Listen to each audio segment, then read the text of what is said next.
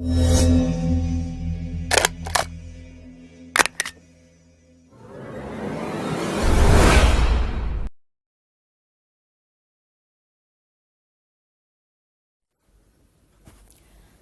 Sobat Kinfluence, ketemu lagi dengan saya Intan di acara Ngabuburit Virtual bareng Kinfluence. Sore hari ini kita akan berbincang-bincang dengan salah satu narasumber yang bekerja sebagai staf khusus di Kementerian Pemberdayaan Manusia dan Kebudayaan atau yang biasa dikenal dengan Kemenko PMK. Kali ini kita akan membahas bagaimana caranya membangun empati masyarakat di tengah kondisi yang serba tidak menentukan seperti saat ini. Nah, Sobat Kinfluence, yuk kita kenalan yuk sama narasumber kita yang sekarang. Halo Mas Mahendra, selamat sore. Halo Mbak Intan, selamat sore Mbak Intan. Mas Apa kabar? Mahendra, baik. Mas Mahendra, terima kasih ya sudah meluangkan waktunya ini untuk berbagi di Kinfluence. Sebelum kita mulai ngobrol-ngobrol nih Mas, boleh nggak Mas Mahendra kenalan dulu supaya teman-teman yang lagi mendengarkan podcast ini juga tahu Mas Mahendra ini siapa sih dan apa sih bidang-bidang yang sedang ditekuni sama Mas Mahendra sekarang. Silahkan Mas. Baik, Assalamualaikum warahmatullahi wabarakatuh. Selamat sore sahabat Kinfluence semuanya. Nama saya Mahendra Setio Atmaja. Sekarang saya di Kementerian Koordinator Pemberdayaan Manusia dan Kebudayaan atau Kemenko PMK dan sebagai staf khusus di staf khusus menteri. Dan aktivitas sehari-hari ya ngantor dan juga beraktivitas kecil lainnya lah begitu. Dan saat ini konsentrasi lebih banyak ke masalah yang banyak dibicarakan orang, masalah COVID-19 yang cukup jadi perhatian banyak orang lah sekarang. Mungkin itu Mbak Intan. Oke, terima kasih Mas Mahendra atas perkenalannya. Nah, Mas Mahendra nih, karena saya cuma diberi waktu 15 menit nih sama tim Kinfluence untuk tanya jawab. Mungkin kita langsung aja ya ke pokok bahasan kita. Mas Mahendra, bagaimana Mas Mahendra melihat kondisi sosial saat ini? Karena kan banyak sekali ya gerakan-gerakan yang bermunculan nih, yang digagas oleh masyarakat. Entah itu pemberian bantuan kepada orang-orang yang membutuhkan, pemberian APD pada tenaga kesehatan. Nah, ini fenomena seperti ini, menurut kacamata Mas Mahendra itu, apakah memang ini itu merupakan akar kebudayaan bangsa Indonesia atau memang ini adalah sifat-sifat bangsa yang muncul ketika bangsa Indonesia berada di kondisi krisis seperti saat ini? Ya, terima kasih. Jadi saya sebenarnya bergairah sekali dengan pertanyaan ini karena memang dalam beberapa literatur yang saya baca, mengapa begitu besar gitu animo masyarakat dalam menghadapi sebuah dalam tanda kutip krisis. Saya coba bacakan tentang hasil peringkat Human Capital Index Indonesia tahun 2019. Indonesia tuh menempati peringkat 5 dunia setelah 4 negara Skandinavia, ada Norwegia, Denmark, Islandia, dan Finlandia. Jadi sebenarnya dalam Human Capital Index atau ya bagaimana masyarakat punya partisipasi besar, sebenarnya ya kita cukup punya nilai besar begitu. Bahkan di tahun 2018 Charities Aid Foundation Index dalam kategori World Giving Index, Indonesia menempati posisi tertinggi dalam daftar frekuensi donasi dan volunteering. Ini cukup menarik sebenarnya.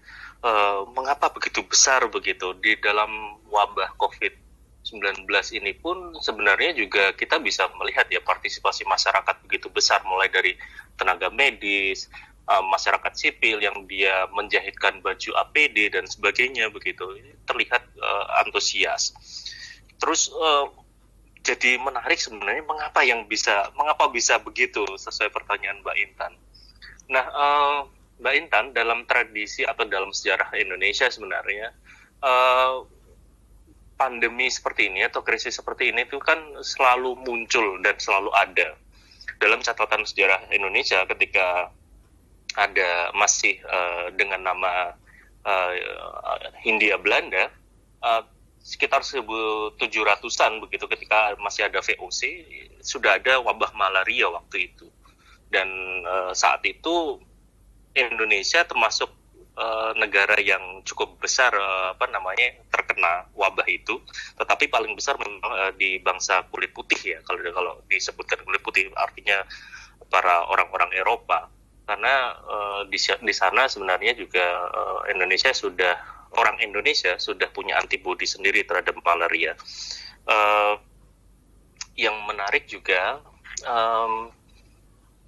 keberadaan masyarakat Indonesia dan juga kebijakan yang terjadi saat itu, artinya pemerintah Belanda misalnya, berikutnya juga ada wabah kolera di tahun 1921, itu juga memberikan dampak cukup besar di Indonesia. Bayangkan menurut catatan di salah satu surat kabar Belanda saat itu hampir 3 juta orang terkena wabah kolera dan meninggal saat itu. Nah, ini cukup menarik. Masyarakat Indonesia ternyata resilience atau ketahanan yang luar biasa.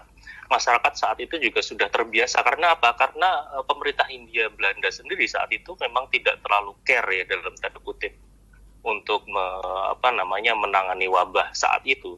Sehingga muncul kemandirian dalam masyarakat, muncul empati sesama masyarakat di lingkungan sendiri, muncul relasi sosial yang begitu kuat di antara masyarakat untuk bisa keluar dari wabah itu.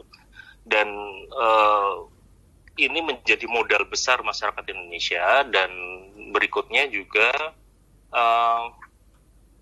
menarik juga kalau Mbak Intan dan kawan di Kinfluence yang mendengar, kalau ingat Perang Diponegoro sebenarnya, di samping persoalan tentang patok negara waktu itu atau batas-batas wilayah karena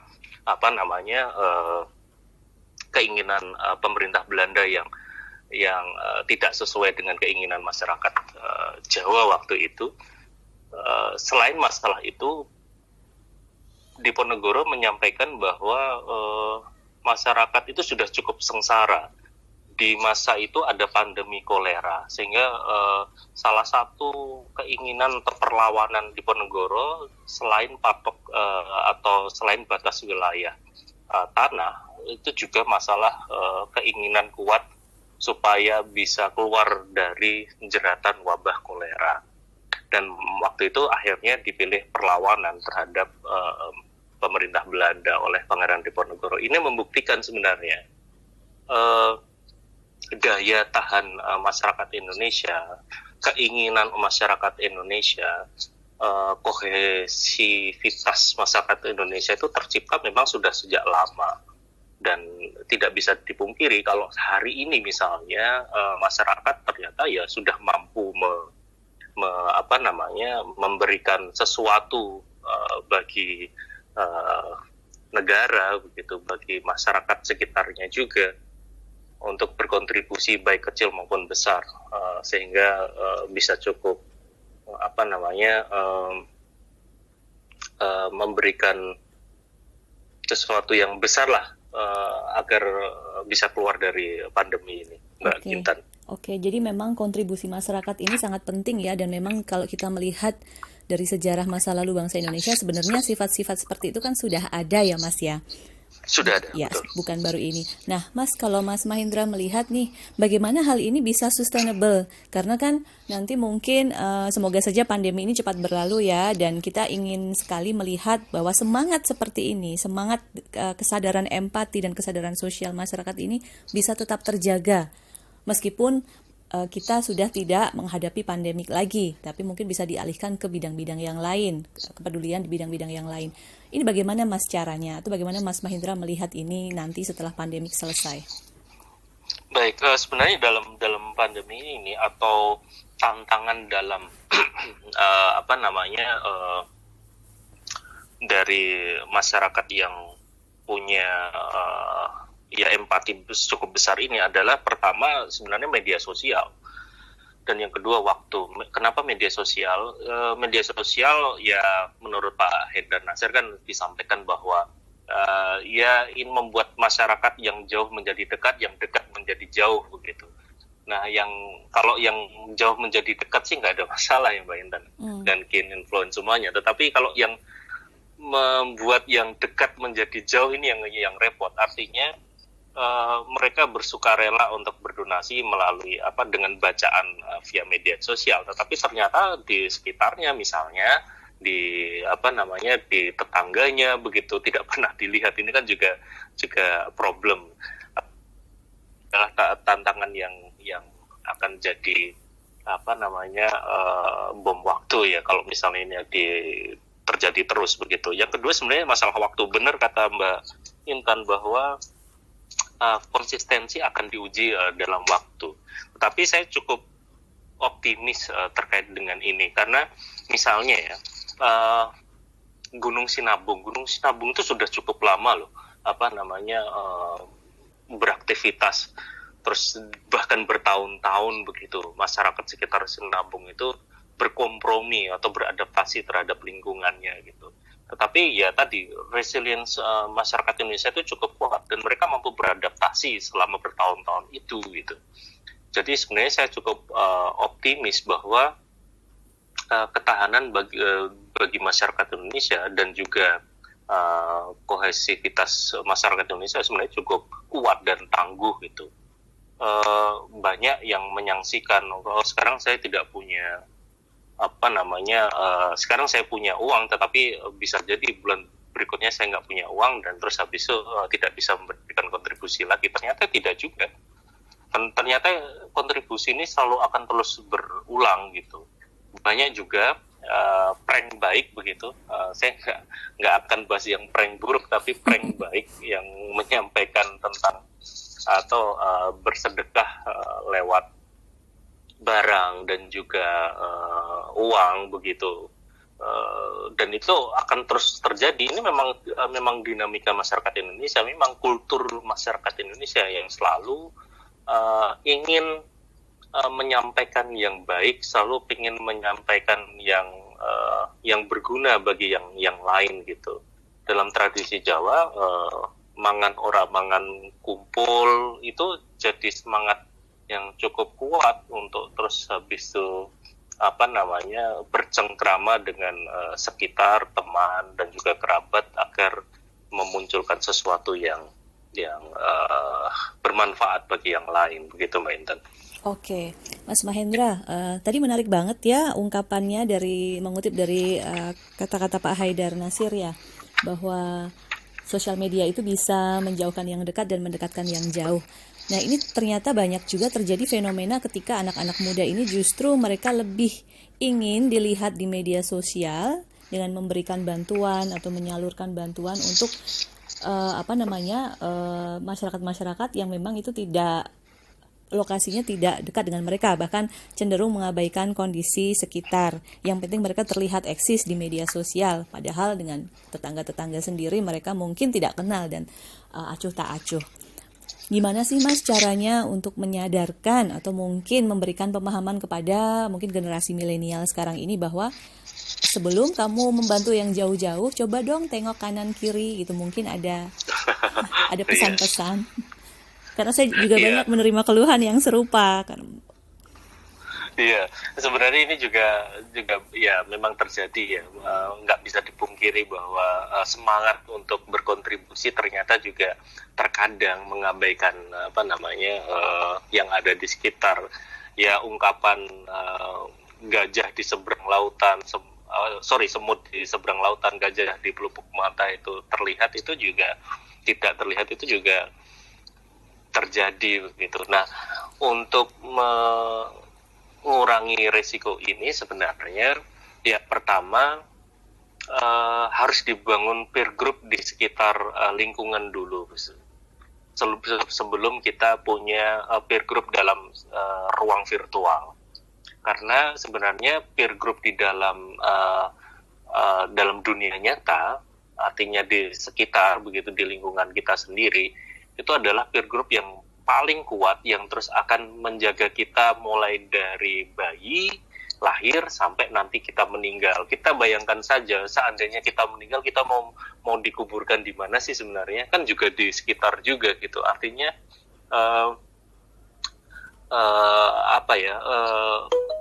kekerabatan di antara teman sendiri, kerabat di sekitar itu jauh lebih nyata begitu.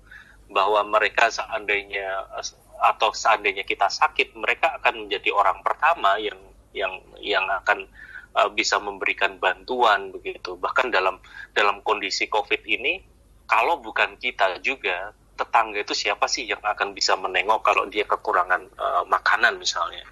Itu harus kita sadari dahulu begitu, bahwa kekerabatan di lingkungan atau peer group di dunia nyata yang sifatnya lokal atau di sekitar kita itu jauh lebih penting saat ini dibanding dengan yang sifatnya virtual. Karena tadi kita berada di lingkungan ini, kita beraktivitas di lingkungan ini juga, dan kita juga pada akhirnya akan meninggal di lingkungan ini juga, yang nantinya siapa yang mengurus kita kalau misalnya bukan mereka.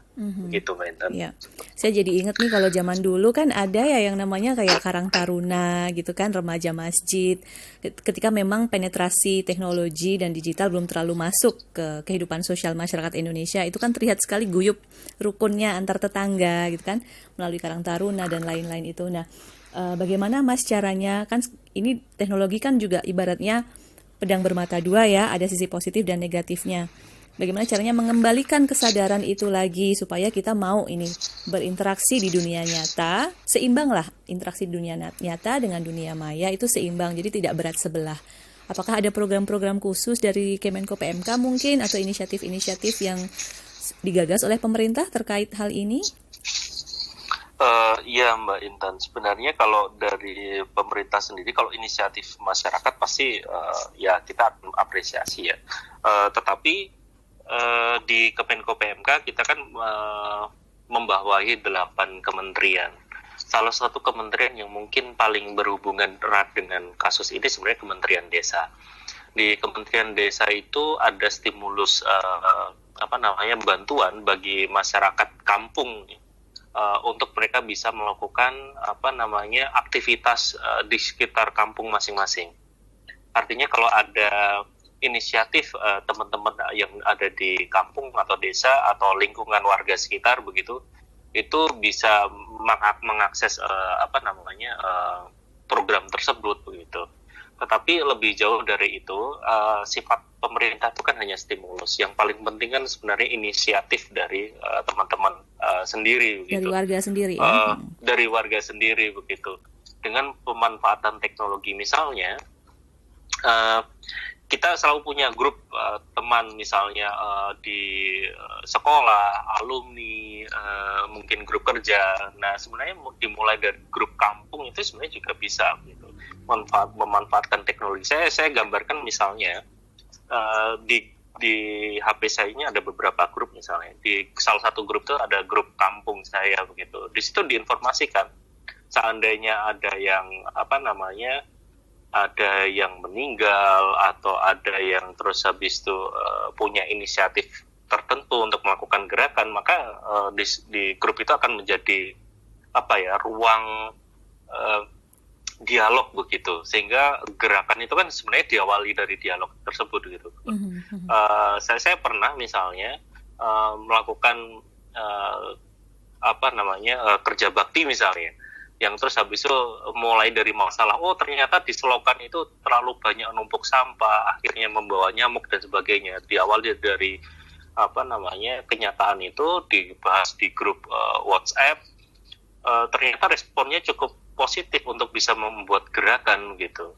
Artinya memang teknologi ini ya tadi mau mempositifkan bisa, mau negatifkan bisa, tetapi dengan pemanfaatan teknologi untuk bisa mengakrabkan diri dengan orang yang ada di sekitar, saya kira itu jauh lebih penting pemanfaatannya begitu dibanding hal-hal yang lain. Eksistensi boleh, nggak ada masalah begitu, karena setiap orang punya kodrat untuk selalu bisa eksis begitu. Tetapi di sisi lain ya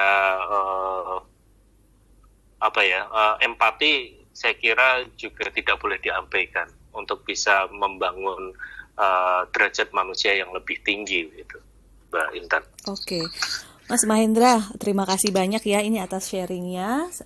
Sangat bermanfaat sekali karena kita juga akhirnya belajar malah mengerti nih sejarah Indonesia juga dan apa yang perlu dilakukan juga oleh generasi muda sekarang dalam membangun empati sosial di tengah kondisi seperti ini. Sebelum saya tutup, Mas, mungkin ada pesan-pesan terakhir buat pendengar Kinfluence?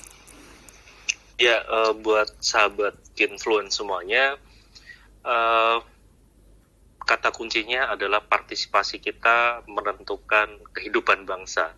Semakin kita punya partisipasi dalam kehidupan ini, semakin bangsa ini menuju hal yang lebih maju, menuju hal yang lebih besar ke depannya. Dan saya kira itu adalah ciri bangsa Indonesia. Mungkin itu, Mbak Intan. Oke, terima kasih banyak Mas Mahendra atas waktunya.